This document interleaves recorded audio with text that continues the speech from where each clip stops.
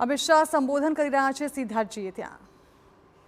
અને મારી વાત યાદ રાખજો, અહીંયા જે લેબોરેટરી પેથોલોજીની તપાસ માટેની લેબોરેટરી આપણી હોસ્પિટલમાં બનવાની છે, એ અમદાવાદ સિવિલ કરતા 4 આંગળ ઊંચી હોય એવી લેબોરેટરીનું નિર્માણ થશે।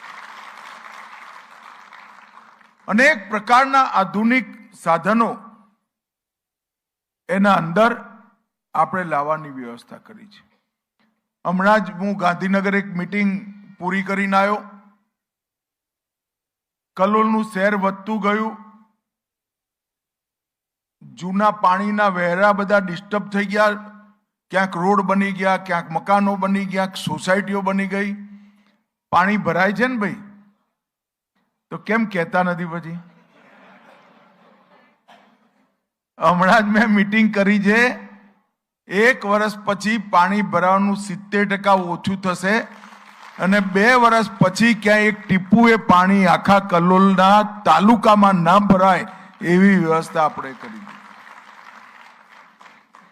જેટલા તળાવો બન્યા ગાંધીનગરમાં, એ બધાના રખરખાવ, એના મેન્ટેનન્સની કામ આપણે ટોરેન્ટ કંપનીને આજે એક MOU કરીને આપી દીધું। હમણાં તમે ફિલ્મમાં જોયું છે, જ્યોતિશ્વર તળાવ જૂનું નવું બતાવતા હતા, તે કોકે તો બનાવ્યું હતું, પહેલા દેખાતું હતું ને, ભંગાર થઈ ગયું કે ના થઈ ગયું? હવે એવું નહીં થાય, એની સંભાળવાની વ્યવસ્થા આપણે ટોરેન્ટ કંપનીને આપી દીધી છે। એનો બગીચો, વૃક્ષારોપણ અને આ બધા જે તળાવો બન્યા ગાંધીનગર જિલ્લામાં, કલોલ તાલુકામાં, એ બધા તળાવોની આજુબાજુમાં બાળકોના રમત ગમતના સાધનો, અંદર બોટથી તળાવમાં ફરવાની વ્યવસ્થા, અને બાળકોને લઈને નાસ્તો કરવા જવું હોય તો વ્યવસ્થિત ઓફિશિયલ શુદ્ધ ખાણીપીણીના સ્ટોર લાગે એવા સ્ટોરની વ્યવસ્થા આ બધા તળાવની અંદર કરવાનું આપણે નક્કી કરી દીધું છે। અને આ જે હોસ્પિટલ બનશે, એમાં હોસ્પિટલની સાથે જ ગામડેથી કોઈ પોતાના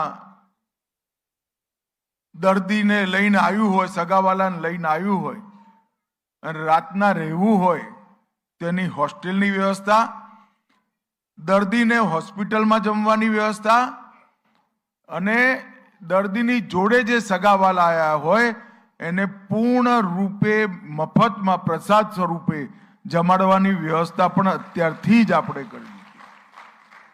ગાંધીનગર સિવિલ અને સોલા સિવિલમાં આપણે વ્યવસ્થા ચલાવીએ જ છીએ, કલોલમાં એ આવી વ્યવસ્થા થઈ જશે।